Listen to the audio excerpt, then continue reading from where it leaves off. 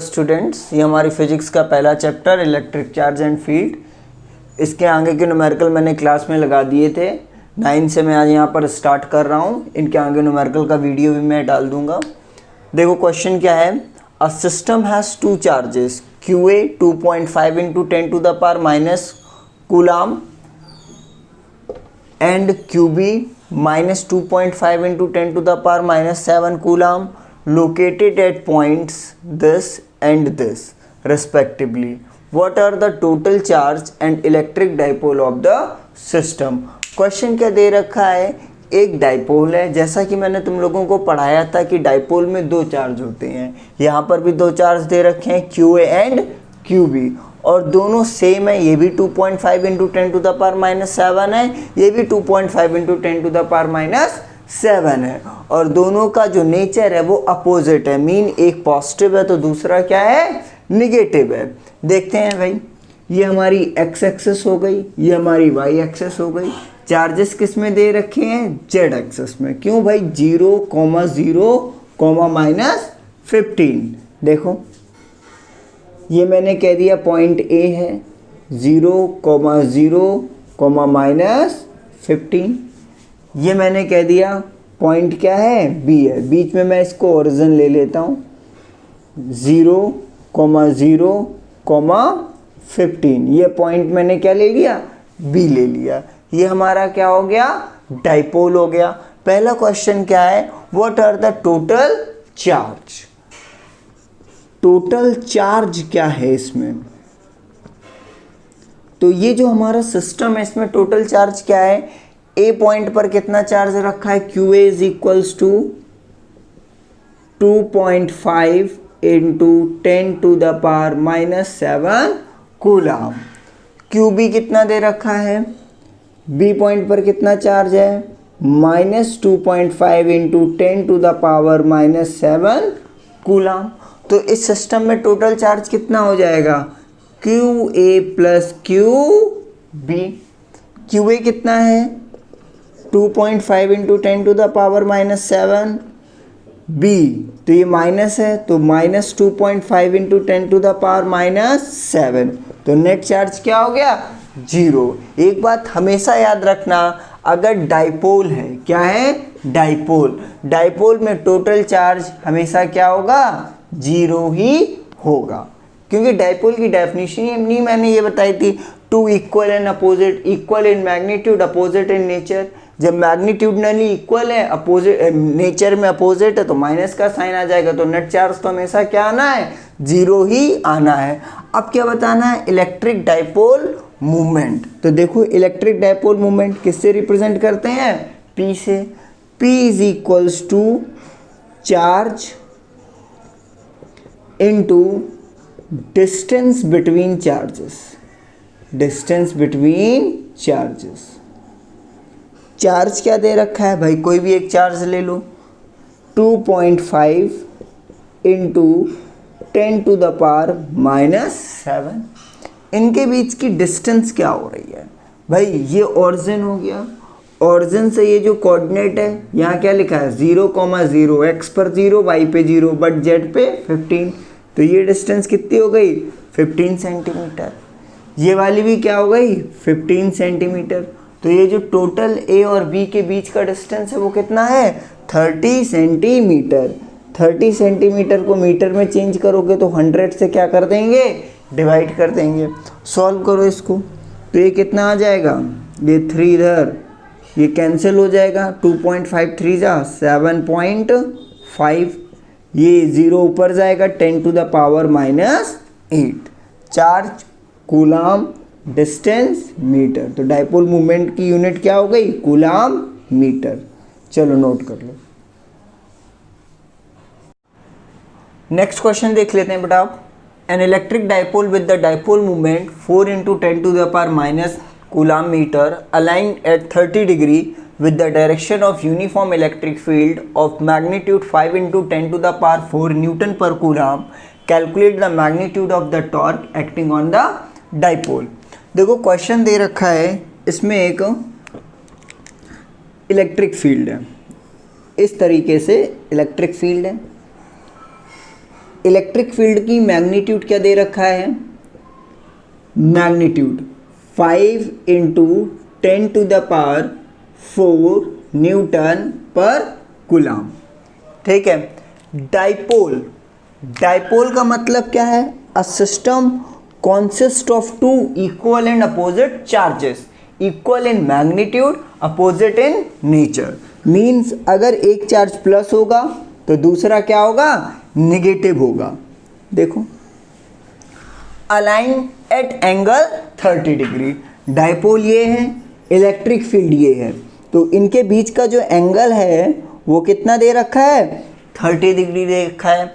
और हमको फाइंड क्या करना है, calculate the magnitude of the torque acting on the dipole. Torque इस पर कितना लग रहा है भाई, वी नो, अगर किसी डाइपोल को एक्सटर्नल इलेक्ट्रिक फील्ड के इन्फ्लुएंस में लाएंगे तो ये क्या करने लगेगा, रोटेट करने लगेगा। रोटेट क्यों कर रहा है, क्योंकि इस पर कोई ना कोई क्या कर रहा होगा, टॉर्क वर्क कर रहा होगा। ठीक है ना, और उसी टॉर्क को हमको क्या करना है, फाइंड करना है। मैंने क्लास में तुम्हें बता रखा है, tau is equals to, tau का means torque, PE sine theta. भाई टाउ क्या होता है, P क्रॉस E, क्लियर। तो क्रॉस हटेगा तो क्या आ जाएगा, साइन थीटा। टॉर्क निकालना है, P क्या है, dipole movement. Dipole movement question में कितना दे रखा था, P is given 4 into 10⁹ coulomb metre. So 4 into 10⁹। E कितना दे रखा है, 5 इंटू 10⁴ साइन थीटा। थीटा की जगह क्या रखेंगे, 30 डिग्री, सो साइन 30 हो गया। क्लियर। सो टाउ 5 4 जा 20 इंटू ये तुम्हारा क्या था, माइनस, तो ये क्या हो जाएगा 10⁻⁻5। Sign 30 means 1/2। कैंसिल कर लो, 10 का 10⁻⁻5 से मल्टीप्लाई कराओगे तो 10⁻⁻4। यूनिट क्या होगी इसकी, न्यूटन मीटर। ठीक है ना, चलो नोट करो। नेक्स्ट क्वेश्चन देखते हैं। यहाँ पर क्या है, a polythene piece is rubbed with a wool is found to have a negative charge of 3 into 10⁻⁷ coulomb. Estimate the number of electron transferred from which to which. This is our first question. And what is second one? Is there a transfer of mass from wool to polythene?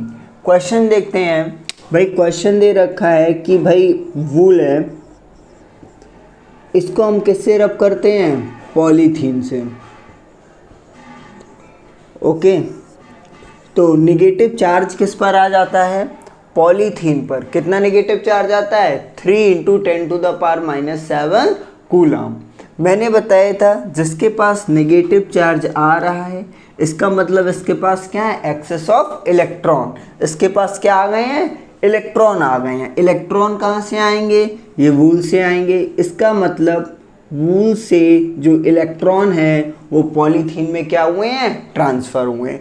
तो एक answer तो मेरे को मिल गया, electron transferred from which to which, तो from wool to polythene.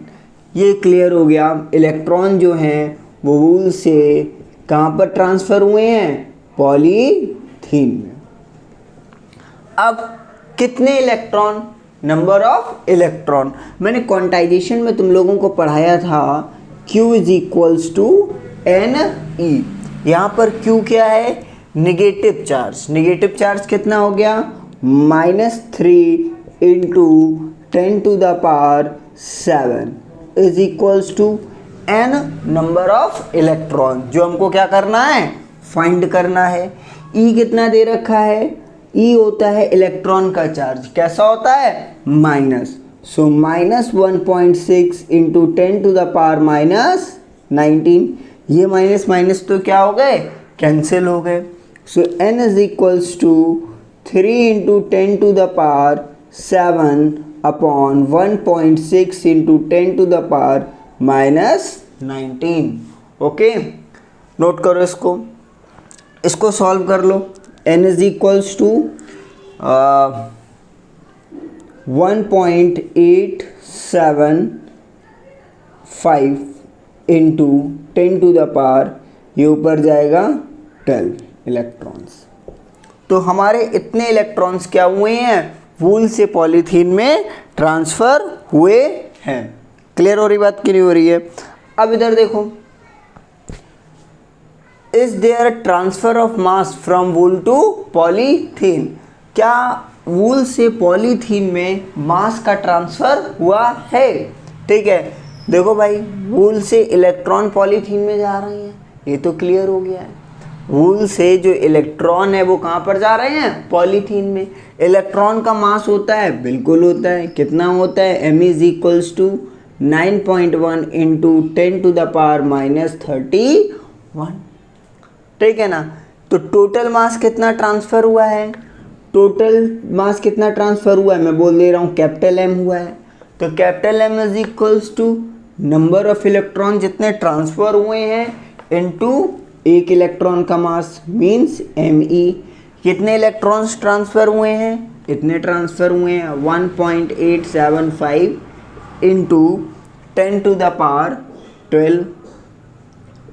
मास कितना है एक इलेक्ट्रॉन का, 9.1 इंटू 10⁻31। क्लियर हो रही बात कि नहीं हो रही है? अब इसको फटाक से क्या करा लेंगे, मल्टीप्लाई करा लेंगे। चलो मल्टीप्लाई कराओ इसको, तो ये कितना आ जाएगा, कराओ, 1.71 इंटू 10⁻18 किलोग्राम। ये किलोग्राम में मास था, तो ये आंसर भी हमारा किस में आएगा, किलोग्राम में। ठीक है ना, कोई प्रॉब्लम? ओके, नोट कर लो।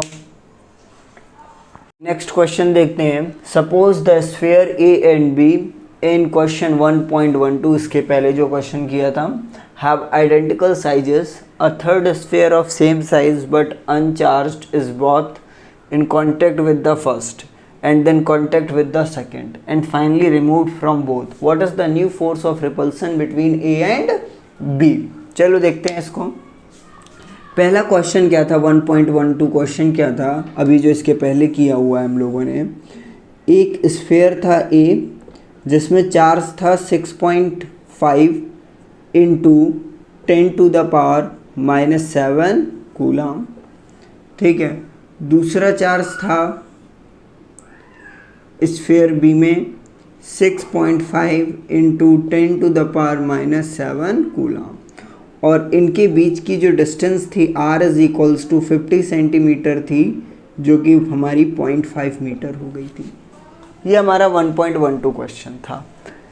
अब इन्होंने किया क्या है कि a third sphere of same size, बिल्कुल आइडेंटिकल जो थर्ड स्फीयर है जिसका साइज शेप सब बिल्कुल सेम है, इन दोनों के बराबर है, उसको पहले ए के कांटेक्ट में लाएंगे और फिर किसके कांटेक्ट में लाएंगे, बी के कांटेक्ट में।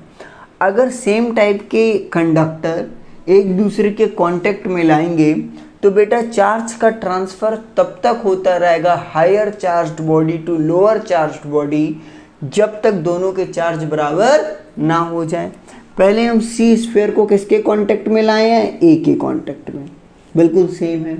ठीक है ना, सी पे चार्ज क्या है, सी अनचार्ज्ड है, बट इसका मतलब क्या हो गया, सी पे चार्ज क्या है, 0।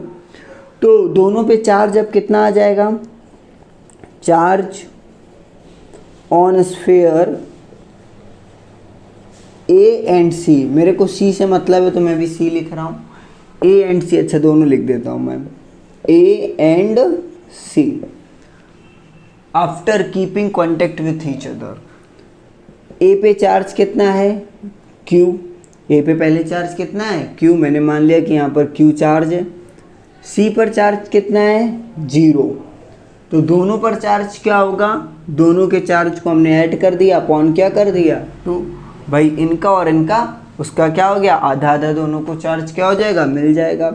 तो अब क्या कंडीशन बन रही है कि ए पर जो चार्ज बचा है वो क्यू नहीं, कितना बचा है, Q/2, और सी पर जो चार्ज है वो 0 नहीं, कितना है, Q/2। दोनों में चार्जेस क्या हो गए, बराबर हो गए। अब देन कॉन्टेक्ट विथ सेकेंड, अब इस सी स्फीयर को उठाकर के इसके कॉन्टेक्ट में रख दिया है, सेकेंड स्फीयर के। तो अब सी स्फीयर को यहाँ से हटा दो, यहाँ से हटाया और किसके कांटेक्ट में ले गए, सेकेंड स्फीयर के कांटेक्ट पे ले गए। सेकेंड स्फीयर में अभी चार्ज कितना है, वही क्यू है, और सी पर अभी चार्ज कितना हो गया था, Q/2। क्लियर हो रही बात कि नहीं हो रही है। अब Q बड़ा है, Q/2 क्या है, छोटा है, तो चार्ज फिर से B से कहाँ ट्रांसफर होने लगेगा, C पर। कब तक ट्रांसफर होगा, जब तक दोनों के चार्जेस बराबर ना हो जाए। Now charge on sphere B and C, ठीक है ना, इसका चार्ज Q, C का चार्ज Q/2, और दोनों को जोड़कर क्या कर देंगे, आधा आधा दे देंगे। तो ये तुम्हारा कितना हो जाएगा, 3Q/4। मतलब इस पर भी चार्ज अब क्या है, 3Q/4 है, Q नहीं रहा, और इस पर भी चार्ज क्या हो गया, Q/2 की जगह 3Q/4। क्लियर हो रही बात की नहीं हो रही है। अब इस C को रिमूव कर दिया, and finally removed from both, मतलब इस C को दोनों ही से क्या कर दिया है, हटा दिया है। और हटाने के बाद ये क्या कर गया है, A को Q/2 चार्ज छोड़ गया है और B को 3Q/4। अब इनके दोनों के बीच का हमको क्या बताना है, फोर्स ऑफ रिपल्सन। क्लियर हो रही बात की नहीं हो रही है। So F is equals to 1/4 pi epsilon naught. Charges क्या हैं, Q/2 multiplied by 3Q/4 upon R²। ठीक है, ये अपॉन 2 और अपॉन 4 इनको बाहर ले लिया तो कितना हो जाएगा, 1/8। 1/4 pi epsilon not Q into 3Q, तो ये हो जाएगा, Q की वैल्यू रख दो, Q की वैल्यू क्या आ जाएगी, 6.5 इंटू 10⁻⁷। 3Q की value 3 into 6.5 into 10⁻⁷ upon R²। R² का मतलब क्या हो जाएगा, 0.5 का स्क्वायर।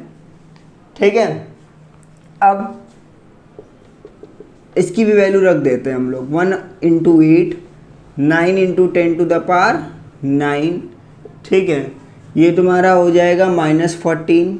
तो 6.5 इंटू 3 इंटू 6.5 इंटू 10⁻⁻14, और इसको करोगे तो ये हो जाएगा 0.25। चलो कैलकुलेट करो उसको फटाक से, जल्दी से कैलकुलेट करो।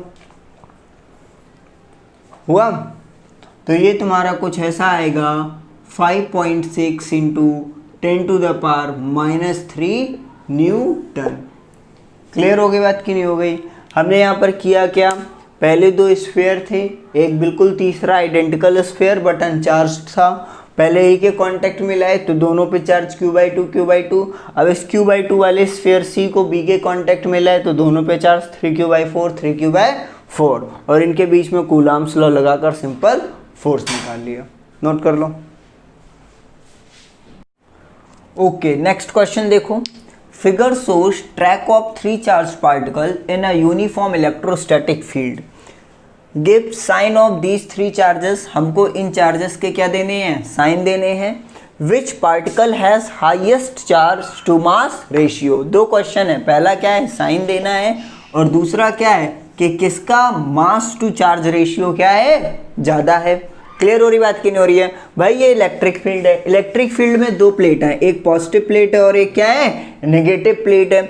पहला चार्ज यहाँ से चला, कहाँ पर अट्रैक्ट हो गया, पॉजिटिव प्लेट की तरफ। अगर कोई चार्ज पॉजिटिव प्लेट की तरफ अट्रैक्ट हो रहा है, इसका मतलब ये कैसा है, निगेटिवली चार्ज है। अगर कोई चार्ज, ये दूसरा वाला देखो, ये भी किसकी तरफ अट्रैक्ट हुआ है, it deflect towards the positive plate, इसका मतलब ये भी क्या है, निगेटिवली चार्ज्ड है। ये थर्ड वाला देखो, थर्ड किसकी तरफ अट्रैक्ट हो रहा है, निगेटिव प्लेट की तरफ। तो अगर निगेटिव प्लेट की तरफ अट्रैक्ट हो रहा है तो इसका मतलब इस पर कौन सा चार्ज है, पॉजिटिव। तो तुमको साइन पता चल गए भाई, पहला, दूसरा, तीसरा, पहला नेगेटिव चार्ज है, दूसरा नेगेटिव चार्ज है और तीसरा क्या है, पॉजिटिव चार्ज। ये तो बेसिक था। Next, which particle has highest charge to mass ratio? Charge to mass, charge particle में क्या होगा, अगर इलेक्ट्रॉन है E और इलेक्ट्रॉन है या पॉजिट्रॉन है तो E और मास क्या हो जाएगा, M, E/m। तो ये रेशियो किसका सबसे ज़्यादा है? चलो देखते हैं। From second equation of motion y is equals to ut plus half AT square. यहाँ पर y क्या है, y ये डिफ्लेक्शन है, वर्टिकल डिस्टेंस जो ये चल रहा है, ठीक है ना। तो इनिशियली जो वर्टिकल वेलोसिटी होगी वो क्या होगी, 0 होगी। तो इनिशियली वर्टिकल वेलोसिटी क्या हो जाएगी, 0 हो जाएगी। तो y इज इक्वल्स टू क्या बचा, हाफ a। अब यहाँ पर देखो हमको पता है F इज इक्वल्स टू क्या होता है, QE होता है। Q क्या है, चार्ज, तो चार्ज की जगह क्या रख दिया, EE। F from Newton's law, F is equals to क्या पता है, ma, तो E इंटू E। तो A इज इक्वल्स टू यहाँ से आ गया E/m। क्लियर, हाँ कि ना, ठीक है। तो यहाँ पर हो जाएगा E/m और ये क्या हो गया, t स्क्वायर। t हमने टाइम मान लिया है, ये पार्टिकल का जो ट्रेवल टाइम है। सो y, यहाँ देखो ये कांस्टेंट हो गया, ये कांस्टेंट, टाइम तो हमने माना ही है। तो y is directly proportional to E/m।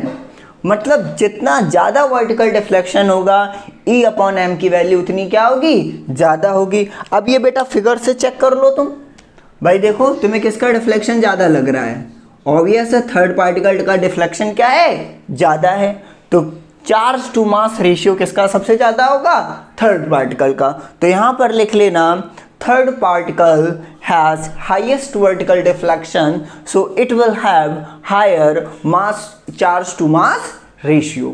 Clear हो रही बात कि नहीं, नोट कर लो और चैनल को क्या कर लो, सब्सक्राइब कर लो। मैं पूरा NCERT का सॉल्यूशन तुम्हें इस चैनल पर डालने वाला हूँ, ठीक है, नोट इट।